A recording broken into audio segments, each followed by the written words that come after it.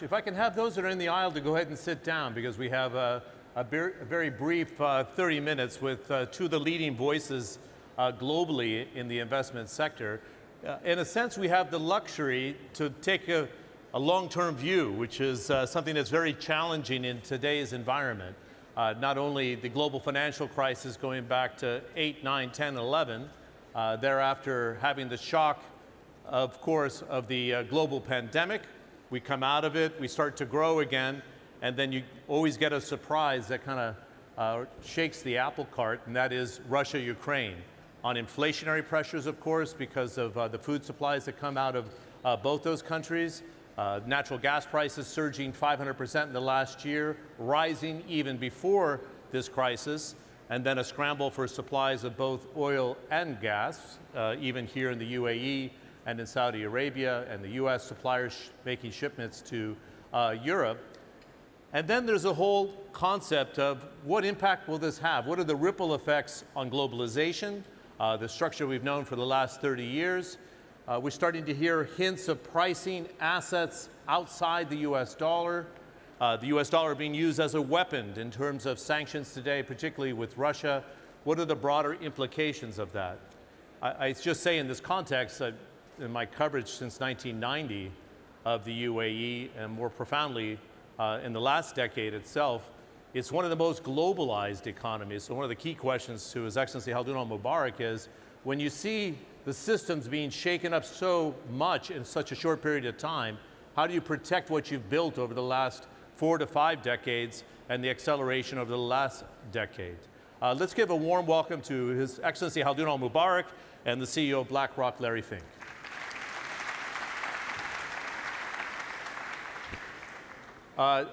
Larry didn't want to control the debate this morning, but we had a roundtable looking at the next 2 years to 2025.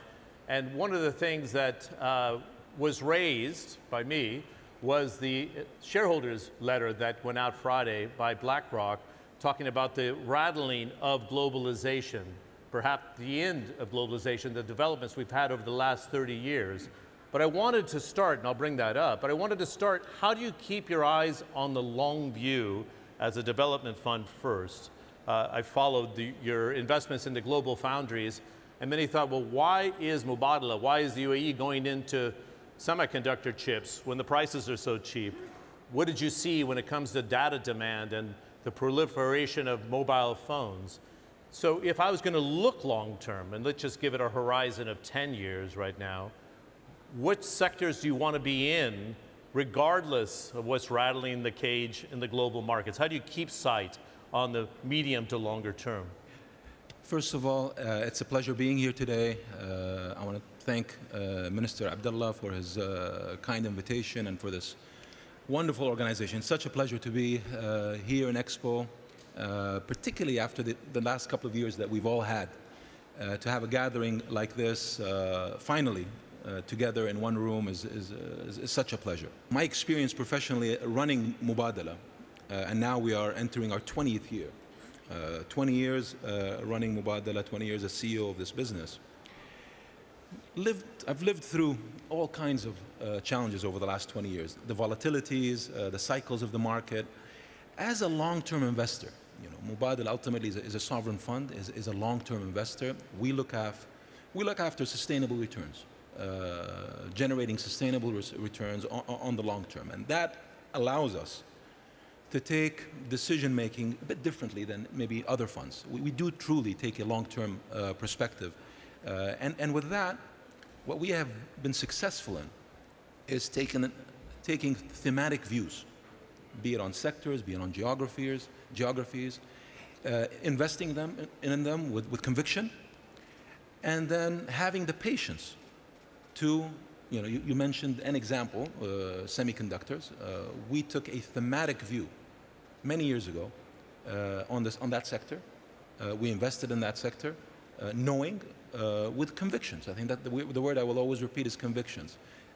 We had convictions that semiconductors are going to be an important part of the global economy, are going to be an important part of the technological evolution that's happening, and are a component that is so critical to pretty much everything. industrial, financial.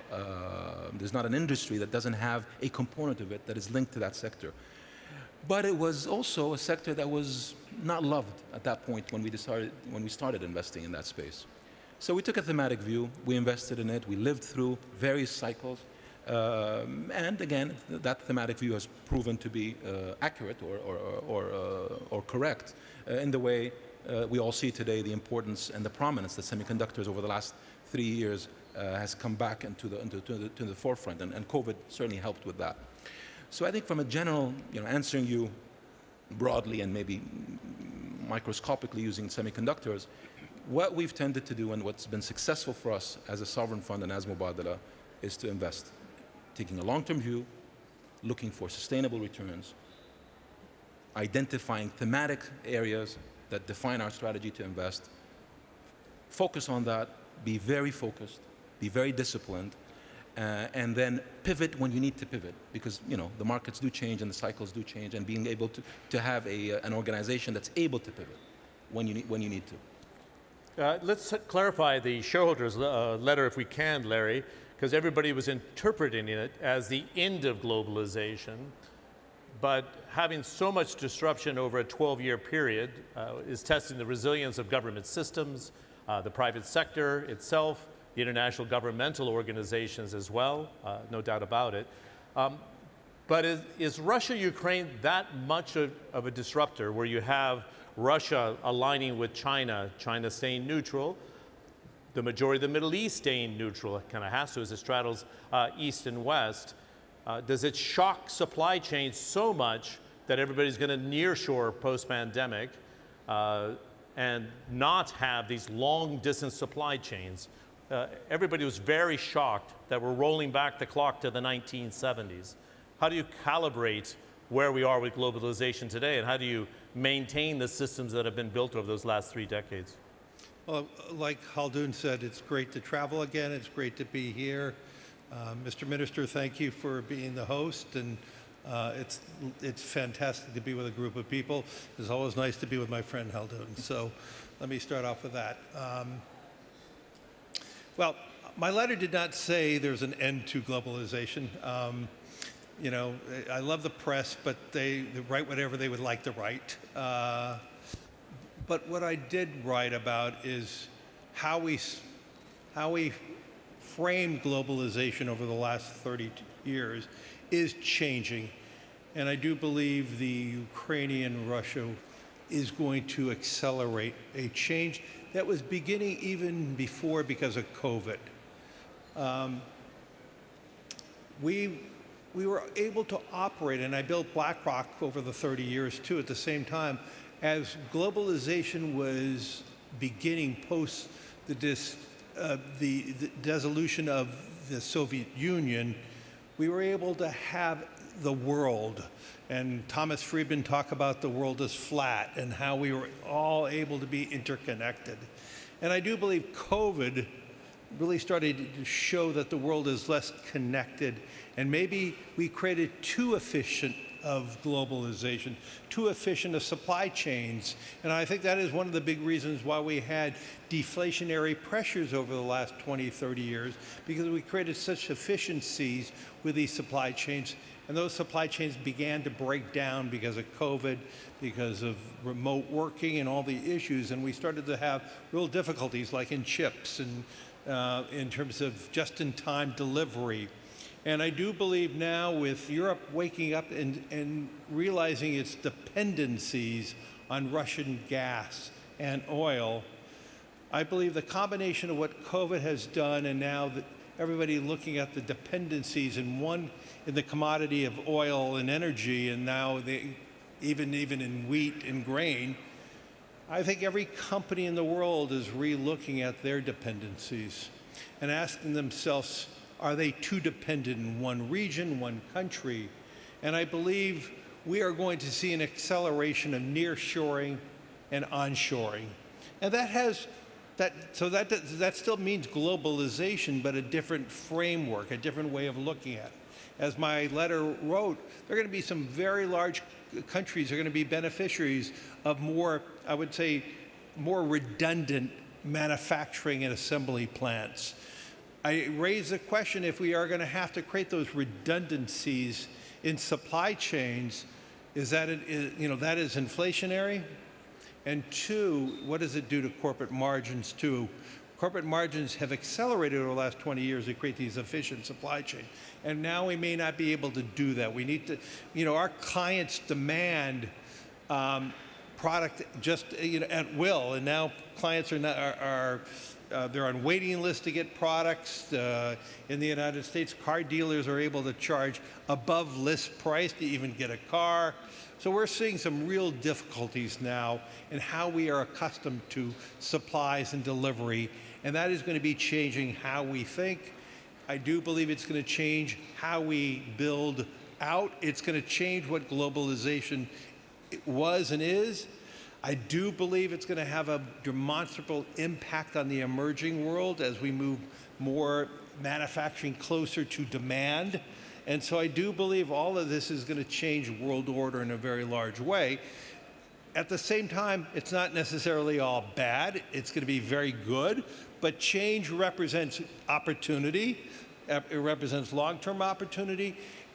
But it also means that we need governments to be much more longer term, because this type of big, giant change is going to mean we're going to move businesses from one region to another, one country to another.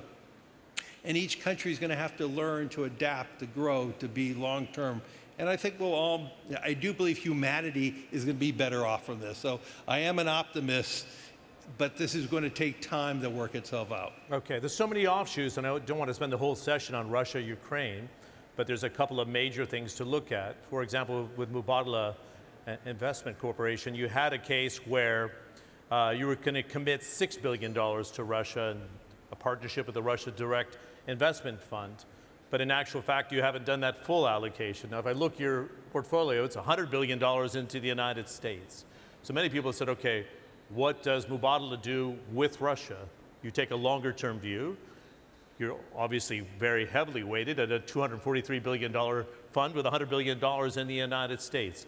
Can you straddle both? Or you have confidence in the dollar remaining the reserve currency today? Can you sit on the crossroads of East and West and say, we can maintain a balanced political position, but most importantly, as a fund, a business position? I think, John, it's very important when you're running an investment institution such as Mubadala, and when you look at what we've been good at over the last 20 years, looking at the future, we got to stick to what we're good at. We're good at investing globally. We're good at building a diversified portfolio. We're good at managing risk.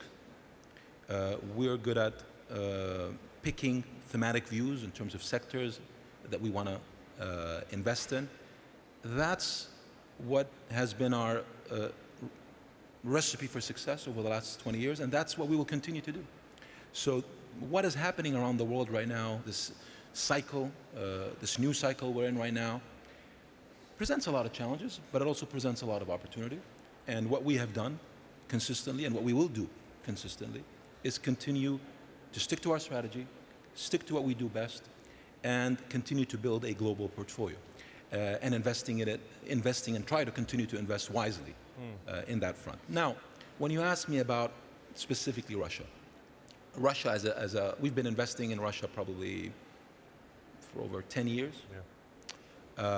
It represents less than 1% of our portfolio. In the past, it's been a country that we've invested in. We've had a diverse, both public and private portfolio. No, leave that aside. We live in a world where we have to continue to manage carefully our portfolios and prudently. What is happening in this crisis between Russia and the Ukraine with catastrophic consequences in terms of human life and in terms of the impact it's having on economies all over the world. There's no question that it's in the best interest of the whole world that this crisis ends now, immediately. The sooner there is a political solution, diplomatic solution, that puts this war to an end, obviously, the better it is for everyone. That is really, I think, what's important from us when I look at it from the context of how we look at where the world is going. Obviously, in this environment, we have to pause investment in this market in Russia. We can't, obviously, but pause and await to see how the situation settles. But going back to what we do as Mubadala, that doesn't change our convictions in terms of how we invest and where to invest and how we go about it. Good. I'd like to look, Larry, one other implication here. If you kind of tune in, you see Saudi Arabia may be willing to price oil and gas in renminbi. The BRICS Bank in December, the new development bank based in Shanghai, floated a 2 billion renminbi bond for the first time. Russia's asking to be paid in rubles for its oil and natural gas. You could see a scenario where it creates the environment, and you address this in your shareholder letter, that the cryptocurrency could be shaped in partnership with Russia, China, the oil and gas producers. And if the US is using the dollar as a weapon on sanctions, which it has done, that it accelerates the role of the US dollar as a reserve currency. How do you see it from a man who manages $10 trillion of wealth today? Is this the beginning of that transition, or does it accelerate the transition? Well, I think there is a need for a digital currency. Whether it's a digital dollar or a digital yuan or a digital euro or whatever it may be, but I believe with even in this country, so many workers are here who remit their compensation back home. We're talking tens of millions of people who are doing this, and they're paying very large fees to remit that money. The payment system in the world for the amount of transaction is just mispriced today, and I think this is what's leading towards a greater utilization of a digital currency one day. And so, and also in some countries where 50% of the economy is a dark economy, for safety and for security, having more of a digitized currency is going to really elevate countries too. So I look at it more of a social reason why we need more of a digitization of currency. I truly believe that we could save so many of these workers, depending on what they pay. In some respects, they could pay as much as 4% in the remittance to, depending on which banks pay and charge and all that. But there is a mechanism now where we could be really reducing these fees and give back the money to those workers as a remittance. And then, you know, in talking to political leaders of various different countries, with the amount of as I said, a dark economy, that you could see more payments flowing naturally through the system. So I started with the foundation. There is a great need for digitization of currency. There is no need for hard currency anymore. And then whether that is the hegemony of the dollar or the hegemony of three different vehicles, we'll see how the market all plays out. I mean, some of the suggestions that you just brought up is more political, and I'm trying to focus on the social need of why we need digital currency. So I'm a very large believer of a stable coin type of currency, not a Bitcoin, a stable coin that is based on a currency, or each country or a country creates a digitization of that. You could have a basket of currencies, right? Or you could create, that would be a fantastic vehicle, a basket of a world currency. That could work out too. But obviously that represents a lot of issues. What are the role of banking in that? Who plays that role? Who knows who's doing all the transactions? So you have a lot of privacy issues. So I'm not trying to suggest these are easy solutions. But I do believe the backdrop of what is going on with Ukraine and Russia, and the role of the U.S. dollar and sanctions, I think it's just going to accelerate the conversation of the utilization of some form of digitization of a currency. Okay, I'd like to get your opinion, short answers from both of you if I can. Has the Iron Curtain gone back up again, though? Is that how profound the Russia-Ukraine situation is? I mean, as I said, you're a very globalized economy. Do you worry that this leads to protectionism and the effort to isolate Russia, and that it has the domino effect? Khaldoon? So the last couple of years, particularly with COVID, we've seen the two sides of globalization, the good side and the bad side. At the beginning, that supply chain disruption and the reaction of many countries and many companies around the world on that defensive reaction that created a massive supply chain disruption and the movement towards localization and interdependence and away from, independence and away from interdependence. That was one of the, I would say, the negative sides of what we saw with COVID. But on the flip side, you look at the reaction of the world in terms of working together to solve COVID, which happened through innovation. The innovation revolution that happened in life sciences, in the development of vaccines, in creating these supply chains to solve this global problem. That wouldn't have happened without actually interdependence. Wouldn't have happened without collaboration, cooperation. So you can see that ultimately, again, I'm advocating here for globalization. The solution in globalization, the solution in collaboration and in working together towards innovation is a better solution. It's a better solution. Now, having said that, we've started down the road of that disruption of that supply chain that has led to, I think, a transition that is happening, that this current crisis is only exacerbating and moving towards what Larry is describing. I don't think Larry is saying that globalization is over. But I think what he is saying, and what I do agree with, is you're seeing the creation of a new world order. And that is playing itself out. And that creation of this new world order has ramifications on supply chains, which is really at the core of this, on currency movement, on reserve currencies, on how we look at crypto and digital exchanges and digital currency, and how that's going to play its way into trade. At the end of the day, we are in the UAE, and the UAE is built on essentially connectivity. It's built on trade forever. We trade with East, West, North, South. That's what made the UAE and will continue to make the UAE a successful and vibrant economy. In this new world order that's developing, we in the UAE will find our place to continue to grow, to continue to evolve, to continue to be able to trade East, West, North, South, North America, East Asia, North Asia, etc. And figure out also at the same time how we're going to manage through this transition that's happening across the board, from supply chains to currency, and how we can maximize making the UAE an attractive location to be able to operate in this new environment. This is really interesting. Larry, does it mean that it's very difficult to manage medium-term and long-term risk, as His Excellency is talking about, that democracies are overrated and we can't plan ahead for energy supply chains, to mend the supply chains that we see today, over-dependency on Russia and Ukraine for wheat, for example.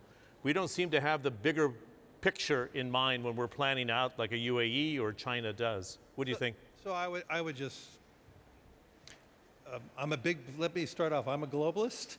I'm a big believer that globalization is going to be intact. It's evolving, it's changing. It's not what it's going to be, what it was for the last 30 years. It's going to change. And all those issues that you mentioned, Jean, to me, these are short-term issues. We will find solutions. I mean, in the next 2-3 years, we may be in a very inflationary environment. But, is it parallel to the 70s, or is that overrated? I think that's very overrated. I think we do have a transition of very high inflation as we build new supply chains, as we build new ways of creating power, whether that is through green energy or building out more sources, mitigating demand. I do believe we will definitely find new sources for food. We have new technologies for food. And this is, I do believe food production, this is going to be one of the great highlights for Africa in the future. And so I look at different places in the world that we're going to be able to find new sources. But we're in this transition period of time, and transitions are very hard for democracies. They're very hard because we don't know how we're moving forward. But I'm a big believer in the democratic process, and democracies will find a way of doing this. But transitions are all very hard, and transitions are always hard for a good part of the global population. And in a transition, it requires long-termism, it requires long-term processes. I would tell you from our investors, I have not seen any mitigation of our investors' attitude about where to put their money and where to go. Oh. And so, yes, we have rising interest rates now because we have rising inflation. We have value stocks that are soaring. We have growth stocks that were soaring a year ago. They're falling. In the long run, we equalize, we find solutions. And so I'm not that worried about this transition, but I do know this transition is going to be hard, it's going to be difficult, but I believe in the outcome. About 4, 5, 6 years later, we're going to have many solutions. That's interesting because one would argue that we were over-dependent on Russia, and Ukraine should have seen it. Over-dependent on Russian gas into the European Union. Pretty obvious. We have eastern states that have 100% of their gas from Russia. Totality of the European Union is 40%. But now they're learning they're not going to, that was wrong, and so they mitigate it. And during the transition, it's hard, but they'll find different sources. And as I said, if we have elevated hydrocarbons at $120 for a long time, it stimulates new technologies, it stimulates new behaviors. Elevated wheat prices will create new technologies, new outcomes. I mean, that's the magnificence of humanity. As Khaldoon talked about how we quickly found a solution to COVID with a vaccination. I am bullish on humanity. I'm bullish that we find solutions. I'm not here to tell you it's not going to be hard or lumpy in the short run, but we're going to find solutions, and those solutions are going to represent great long-term investment opportunities. At the same time, it's going to create this transition that is very tough. That's fantastic transition for me to Khaldoon for the last word here. We have about 2 minutes. Mubadala partnering with ADNOC, with Masdar, a vehicle that you've chaired in the Mubadala portfolio since its existence. Investments into hydrogen. But again, if I was mapping, ESG swang into play during the pandemic and everybody was rushing out of hydrocarbons. As Larry said, transitions are difficult. So how do you balance the two as an investor, number one, and then say, well, this was pretty obvious. You can't run from one technology to the other. And what lesson did we learn out of it? Gas as a transition fuel. You're invested in Israel. You're invested in Southeast Asia. Do you stay the course? We want African gas to come to the fore. The Eastern Med is a good counterbalance to Russia, right? To have a balance of supply. And what influence will this have on COP28? Is it the message that we make the transition, but we need to take care of access to 750 million people who don't have electricity on a daily basis? How do you see it? Well, I see it in the sense that don't forget the word transition. I think we forgot that word. The principle of energy transition is happening. That is unquestionable as far as I'm concerned. But leaving the current crisis aside, what's happening in terms of the energy crisis was in the works for the last couple of years. When essentially, for many wrong reasons in my view, we stopped investing, or not we, many companies and many countries around the world stopped investing in the energy supplies, in that supply chain, in oil, in gas, in new development, and just shifted completely on the energy transition cycle. The energy transition cycle is happening and will happen over a period of time, and that requires substantial investment, which is happening. But in parallel, managing the energy supply situation globally is crucial. And I think what the world missed in the last couple of years is maintaining that balance in parallel. And the impact of what we're seeing today is substantially, I think, larger because of that. So on an ongoing basis, now going back to your question, and here I'm going to answer it from a Mubadala sense, we took a view 2006, almost 16 years ago, on where renewables are coming, where they're going, and the role that we believe back then, thematically, renewables will play in terms of the global energy solution long term. So we started investing 16 years ago in this. We started investing when solar, I remember investing in a solar plant generating 30 cents a kilowatt of solar power. Completely, obviously uneconomic back then. But it's only by doing so, and doing so over 16 years, that we've been able now to generate power through investments we've made at 1.25 cents a kilowatt. So we've taken it down from 33 cents to 1.25 cents a kilowatt by having a strategy, consistently investing over 16 years, and taking a long-term view. But by the way, we didn't do that and then switch the light off and said we're going to stop all our investments in the oil and gas side. We didn't. We continued to do so. And we continue to do so because we believed inherently that that is also part of the solution. So the key here is transition, and the key is managing the transition in the most optimal way with a future in the short to medium term that will include, I think, a mix of conventional and non-conventional and renewable energy as solutions that the world has to continuously invest in, by the way, in Africa, in Asia, in Europe, and elsewhere, and with a view that there will be an energy transition at some point, and you have to be part of that journey, and it's a journey. Final 30 seconds. Just a quick question to you, Khaldoon, if I may. You remember the World Government Summit? That's I think not fair. Larry has got to go. He can weigh in on it. When His Highness Sheikh Mohammed bin Zayed said, if we plan accordingly today, in 50 years when we export our last barrel, right, we'll be prepared for this transition. Realistically, behind the scenes, do you plan 20 to 30 years where demand's probably 50% less than what it is today? And from your viewpoint as Mubadala, you say the UAE is prepared for that transition. There's no panic because you don't have the oil revenues. I think what you're quoting in terms of His Highness Sheikh Mohammed bin Zayed, you will find a similar quote from His Highness Sheikh Mohammed bin Rashid. You will find a similar quote from His Highness Sheikh Khalifa. And of course, you will go back many years ago, you'll find similar quotes from His Highness Sheikh Zayed. And that is pretty much ingrained in the DNA of an Emirati. So when you ask me this question today, certainly we are planning 50 years ahead, 40 years ahead, 30 years ahead, 10 years ahead, and we're confident. I think anywhere you go in the UAE, you'll see what I'm trying to reflect today in terms of confidence, clarity of vision, and a long-term view. And knowing that we will get there. We will get there with the right strategy, with the right execution. And all that can only happen with both leadership and the people. And we have both. Good. I ran over time. Should I give Larry the last question? You have to. Okay. Or else I'm not leaving. That was a message for you, right? So you guys don't get upset. His Excellency, we have him later this afternoon. I think this audience would love to hear what you think, not long-term, Larry, but let's say in the first panel we looked out to 2025. What is the biggest global risk in the next 2.5 years, and can we avoid it? Your microphone's too far away from you. Thanks.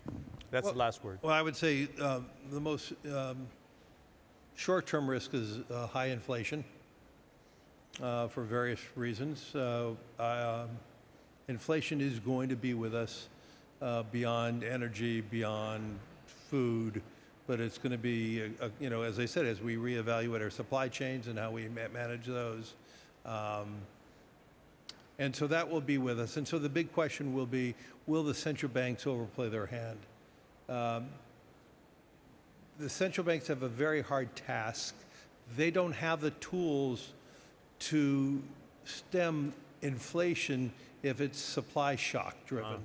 And that's what we're seeing at the moment. It's more of a supply shock driven. And the only way they can stop that type of inflation would be through raising rates enough to create a recession. And I don't believe that's what they are looking to do. So it's going to be a real balance of how much will society accept high inflation over that short period of time until these supply shocks are behind us. And I believe beyond that, we're going to see mitigating inflation. And so it is my view that central banks are going to have to be more moderate in terms of their interest rate increases that are forecasted. Right now, you have the 10-year Treasury at a 250, you have the 3-year at 260. So the market's already beginning to talk about maybe is there a recession when you have that type of inverted yield curve already. And so to me, those are the risks. We do not need to go into recession. We have a robust world that can mitigate much of this, but we're going to have to arrest inflation. Great. Number one, thank you for the invitation again as our host today, Abdullah bin Tuk Almari. I would strongly encourage you joining us our session at 16:30 when we take a deep dive on the emerging markets of the world, led by His Excellency. It'll be interesting because some of those shocks that you're talking about, Larry, is going to hit the emerging markets disproportionately, and sort of the response. The UAE response is to open up new trade partnerships, which not sitting on your laurels is kind of the rule of the game here. Let's give a fantastic round of applause to our panelists, Larry Fink and His Excellency Khaldoon Al Mubarak, and thank you very much.